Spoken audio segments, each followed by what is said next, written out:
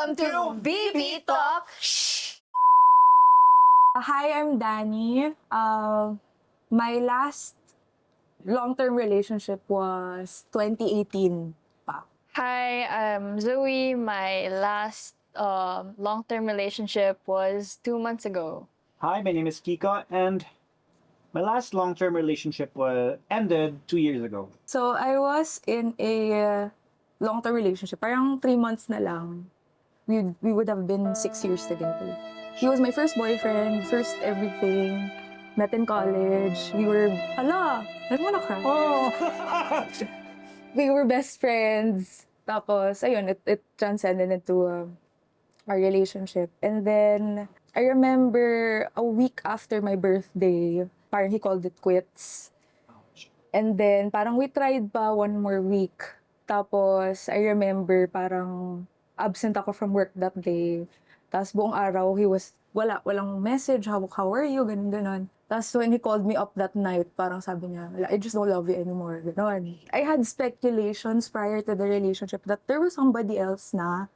And then, parang, ayun, a week after, confirmed. Ayun, it took me a really long time to, get past that relationship. But then, I'm also thankful that it ended that way kasi parang I learned so much about myself. Ang dami kong naging dating experiences that led to the person I am today. Of how, happy I am. Right now, I'm single, but I'm happy. I'm just working on my career, ganon. Though it was, bittersweet and really painful, parang I'm thankful and parang it had to happen for my life to be this way. For me, it was just a random morning. She broke it off on the phone through messages. Same. Yeah. Facebook call pa. Oh, shit. So I was seeking too much reassurance at the time because I was basically insecure of this one guy. We were okay like a week before that, and she was my best friend, so I thought, okay, we're gonna be fine and everything. And then suddenly I'm in an FX, about to cry. No, that's it. She blocked me, and then the conversations after that, they were pretty much over already. It's gonna take a lot more than 3 months for this. And with regards to not following the 3-month rule, which I have done, I think it was my first ex, 2021, parang April, I think. I got cheated on, and then the next month, May, I fell in love with my best friend, which was, yeah, messed up that one. Hindi mo finalo yung 3-month rule. Yeah, no project. It backfired din pala. Yeah, yeah. So guys, heal. Feel muna talaga. Follow the 3-month rule. Heal. How about you, Kiko? All right. So I've been in 2 long-term relationships, both 5 years. I call myself, I tell myself that I have this 5-year curse. Contract. Diba? So parang ayun, the first 5-year relationship, when it ended, I did not follow the 3-month rules. After the breakup, 1 week, I was already in another relationship. It was a spiral relationship, honestly. I met my ex, we hooked up. Next thing I know, we live together now. Fast forward, Super as in fast-paced. shotgun relationship. And next thing I knew, I was running away from home. I packed my bags. I left my family for him. 5 years later, I was in the most toxic and most abusive relationship of my life. Why? Hindi ako iyak. I've moved on from this, but it's painful kasi I don't know why I let myself feel so little. But I was in the most toxic and most abusive relationship of my life. Emotionally, physically, mentally, the mind games that was played, God. That person made me feel like I was the smallest person in the room. All my achievements were never good enough for him because he already set this expectation for me, this high expectation. The bar was set so high that no matter what I did, I could never reach that bar. I made this rule sa akin. The moment someone hits me, I'm out. But when he hit me, sabi ko, shit, I can change him. Oh my gosh. I'm a people pleaser. I can't help it. I'm like, I can change him or he can change. I was so in, He loves me. he loves me. Tapos, the relationship became very one-sided. it was only me trying to save it. Mamaya ako nakakwento kung paano nag-fall apart. But 1 month later, we got back together. Then after that, 1 week later, we broke up again. And he said the words, "I don't think I love you anymore." And hearing those words, Sobrang sakit. ang sakit eh. Sobrang sakit. Napapanood mo lang siya sa movies. Na parang, di ba? Parang, But when you hear it in real life, you're like, pag ikaw na yung sinabihan, parang, I lost all purpose in my life. I didn't know how to function. Kasi that person was my world. My world was revolving around that person. I was dropping people, dropping family, dropping friends, which was so wrong. putting all your time and energy. Exactly. I'd appreciate it more if they told us na lang over in person na, I don't love you anymore. Aside from tatawagin ka sa phone. No, masakit. Diba? Masakit. So, Facebook call pa of all places. Be! Person. Be! Messenger nga lang eh. Diba? Have some decency naman to tell me in person. In fairness sa call, Oo. sa message, in person. Pero that line talaga na, I don't love you anymore. Parang, ooh, Tagos eh. sobrang, wow. I mean, thinking about it right now, I can still hear his voice saying, Yeah, me too. Buti pa kaya may boses.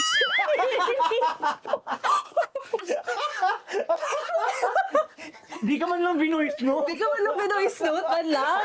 Dapat pala. Ay, naku. Para may re-replay ako. Tapos umiyak ako.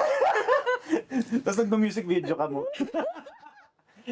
Pero yeah, hindi man lang I don't love you anymore. I don't think may chance pa na may paasa pa eh. At least you might think sa akin, I don't love you anymore. Hindi, pero yun yung mind games niya eh. I don't think I love you anymore. So parang, ay, so may chance pa. Ba't natin ito rin i-replay? Di ba?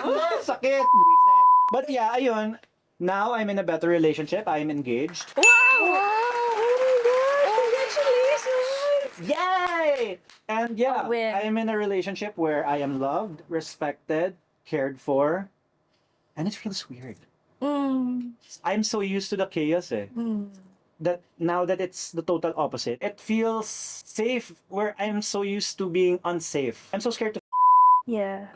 pero even though it's okay because my partner understands. Yeah. That's the difference now. Dati if I Ano yung na-feel nyo or reaction nyo nung sinabi sa inyo na yung I don't love you? When I heard those words sa phone, parang sabi ko, I felt like, pwede ba magmaka? I felt like parang all of that long-term, almost 6-year relationship na ang dami nating pinagdaanan. We promised each other na, wait, by this year, we'll get married. Yung ganun-ganun na. Tapos bigla na lang, out of the blue, I don't love you anymore. Where did that come from? Like, wala akong nakitang, like, the signs weren't even clear. As in, all of a sudden, just, poof, wala na. Parang nag-flashback yung buong relationship namin. I felt like a piece of I didn't think anyone else would love me as much as he did. Yeah. Or no one else could, replace him. Me? I was so confused. You wouldn't even expect it, but you would expect it. Like, that's how weird it was. Literally, that's like literal definition of a Gemini.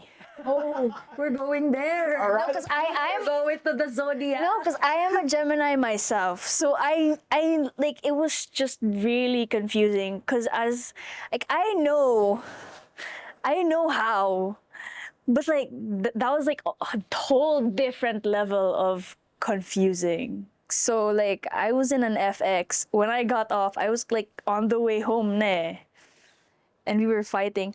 I didn't even care if I crossed the road. I didn't even look. That's how like I texted my mom, come here ASAP. Fetch me, please. I can so relate to what you guys have been sharing. Hearing it in person, parang we were fighting eh. We were having a fight over 1,000 pesos na ninakaw ko daw. Pambili ng Jollibee namin. So, anyways. So sa mga panentuhan niya. Anyways, so we were having this argument. It got physical. He pushed me.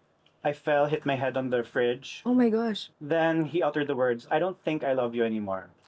Take note. We broke up. 1 month healing. I was ready to move on. Then I got a message from him asking him na magkabalikan kami. Sige, let's go. Let's try this one more time, being the positive person that I am. Tapos 1 week after he got back with me, biglang Gusto na naman makipag-break. And these are the mind games that I'm telling you. Tapos, di ba, I don't think I love you anymore. So, parang, there's still a chance na parang pwede pa niya akong balikan. Pero like, after that talaga sabi ko, it's not worth it anymore. Doon ako nagising. No, siguro inautog ako, doon ako nagising. Why am I still holding on to this person who will never respect me? Yeah. And maybe because I was so scared, like you said earlier, na I might not be able to find another person. I might not be able to... I mean, 5 years is 5 years. I was holding on to the fact that I was in a relationship for 5 years. I was saving the 5 years, not saving the person. I was saving the 5 years kasi I've invested my life. I agree. And something I realized when I was leaving his condo, the stuff that I brought coming in were the same stuff that I brought leaving. In short, wala akong nabili para sa sarili ko sa buong 5 taon na yun. You didn't have space for yourself at all. I gave everything to the person. Oh my gosh. I gave everything to him. Tapos lahat na binigay niya sa akin, binawi niya. Buti na lang. Na doon. That was the smallest I've ever felt in my life, to the point that I just didn't want to wake up anymore. Hearing those words, I felt numb, I felt empty, nawalan ako ng purpose. The person who said those words, he was my purpose. I don't think I love you anymore because of 1,000 pesos. From what I recall, dati kasi, like, we'd always go out during the weekends. Tapos, that would, like, little by little, nagdi-diminish. He'd always drop me off sa... Kasi we used to work in BGC. So, he'd drop me off dun sa parang P2P na bus. Because that was the only bus na parang okay going to the south. Like, late that night na. Yeah. Little by little, he wasn't dropping me off na. And then, I noticed he was always on his phone. I'm here. I'm your girlfriend. Who are you? So dun na, I was like, what's happening? And then, just things that used to get us excited, it wasn't anymore. Yun, that's when I noticed. Parang we were just slowly drifting apart. And then that time we were together pa. Parang I was already on that weight loss journey. But at that time, I was doing it for me. Because I really wanted to, alam mo yun, I wanted to get healthy for our future family. But no, it also grew us apart. So parang, I think that's one major sign when you know it's totally over. When you're just slowly, the things that used to be in your routine, wala na. Me, I had like past relationships. So first is when they start to hang out way too much with one person. Number one. Oh my God, what can I add lang something? Because diba, I told you earlier that, oh, pwede ko ba to sabihin? Baka too much na. Basta the first, diba, he'd make me hatid to the bus. But then, he'd go home with someone else. Oh shit. In that same bus station. And I didn't know. I found that. Anyway, yun. That's why I agree with that. When they start hanging out with somebody else, more. You found out after. I I found out after, no? I got. Ah.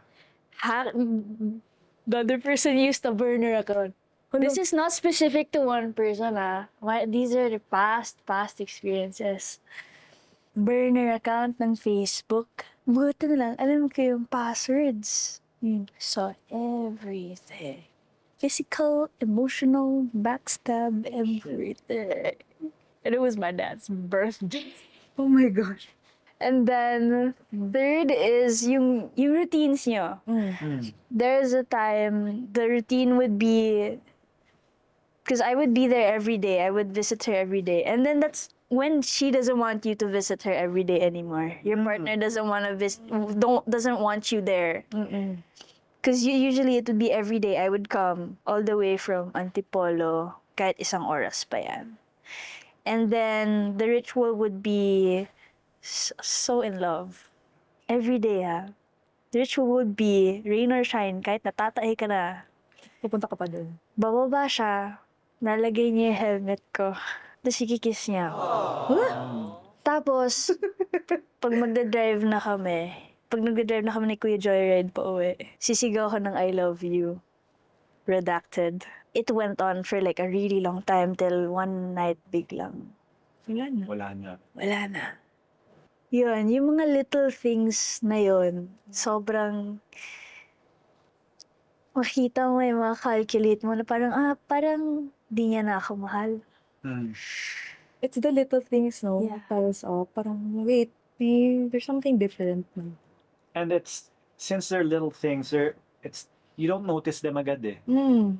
You just notice bandang dulo na parang, or after the relationship, na parang, oh nga, no, nagbago. And like for me naman, I knew it was changing when it was becoming one-sided. Mm. Parang, ako na lang lagi yung, uy, labas tayo. Uy, let's do something together. Yeah. We stopped being intimate. That was sign number 1. Sign number 2 was, instead of feeling kilig sa kanya, I was feeling scared. Mm. Because I always had to be guarded. After, syempre, it got physical eh. Okay, I have to be on my best. I was like walking on eggshells all the time. Third, I just didn't want to be around him anymore.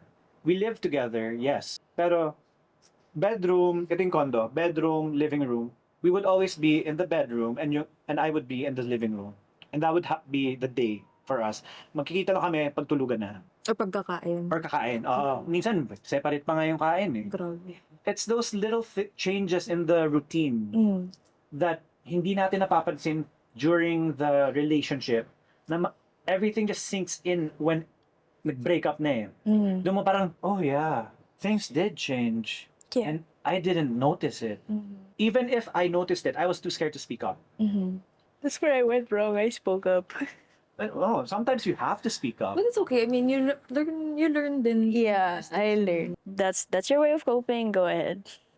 Pero that's so sad na parang that person can't be alone.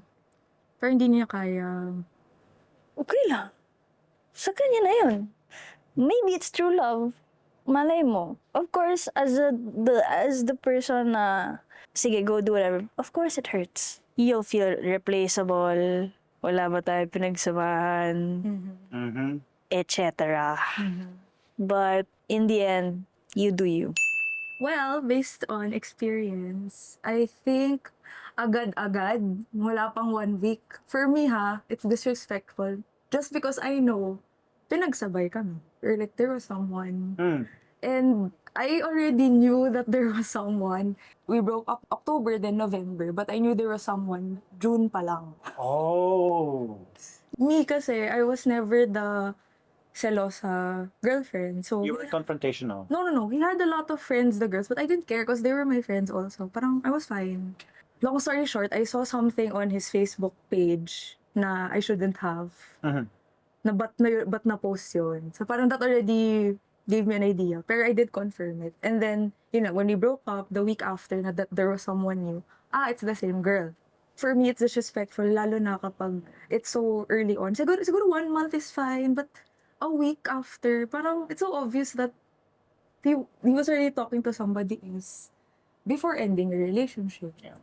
So yun. Pero, example, let's say like 3 months down the line, may bago na, that's fine. But a week, come on, that's too soon. When I broke up with my ex, I had fun. I went out. I did stop respecting myself. I'm a Pisces, guys.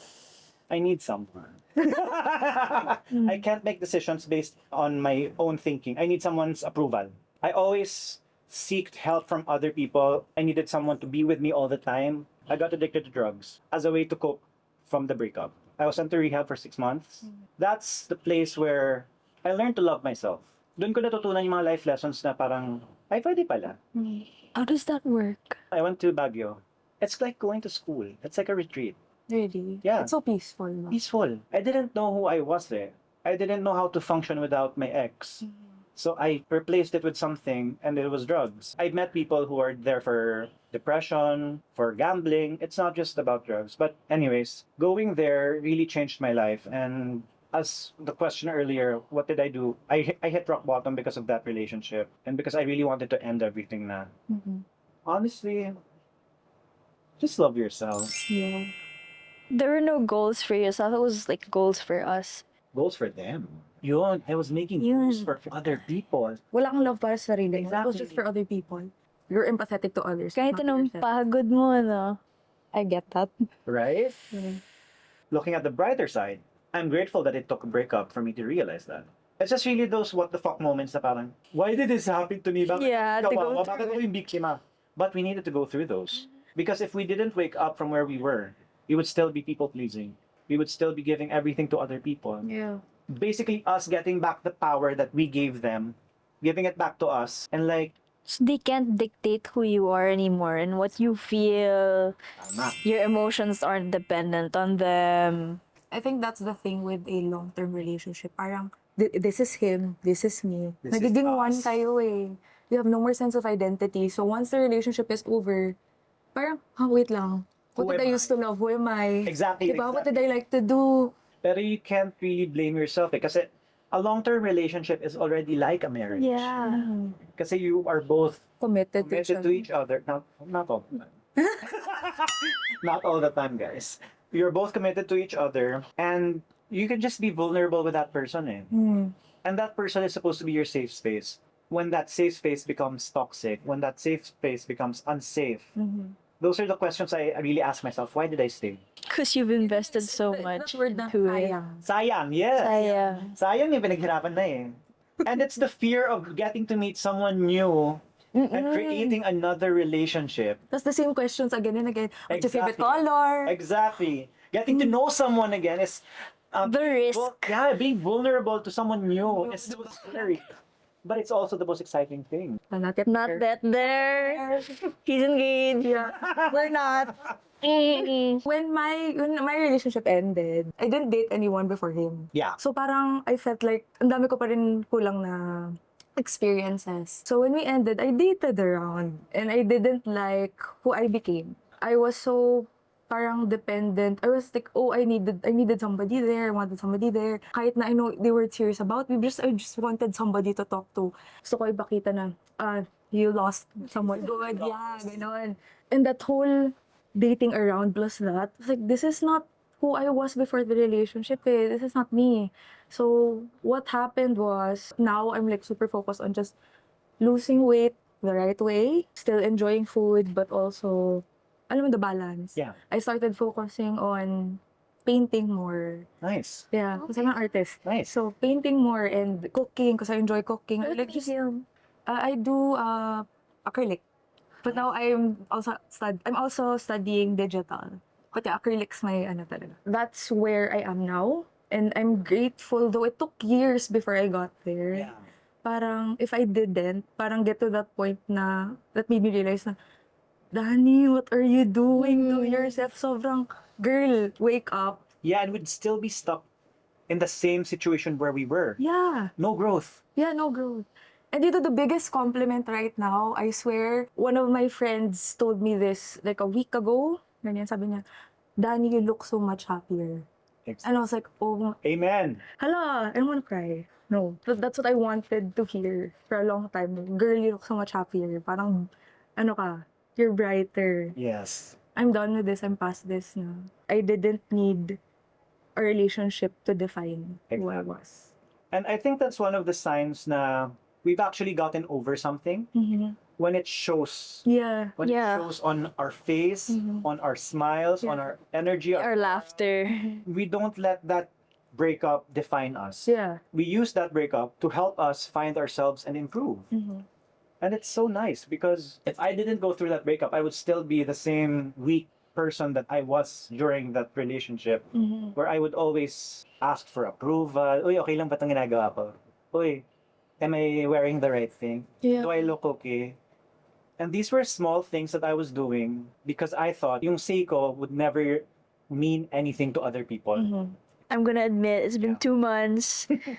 Some nights I still cry my out. What got me up first was honestly my dad and my mom. There was just this one hug and this one I love you message from my dad. Alam mo yung made me realize that, wow, I'm loved. When I saw it, I ate, I went to class. There was like 1 week where I didn't go to class at all. I was just bed rotting. Sometimes I still struggle to keep it all inside because, yeah, but So fresh. yeah, some nights I still don't get much sleep. But what I'm gonna tell you now is surround yourself with good people because lately my laughter has been so genuine. Yeah. That's nice.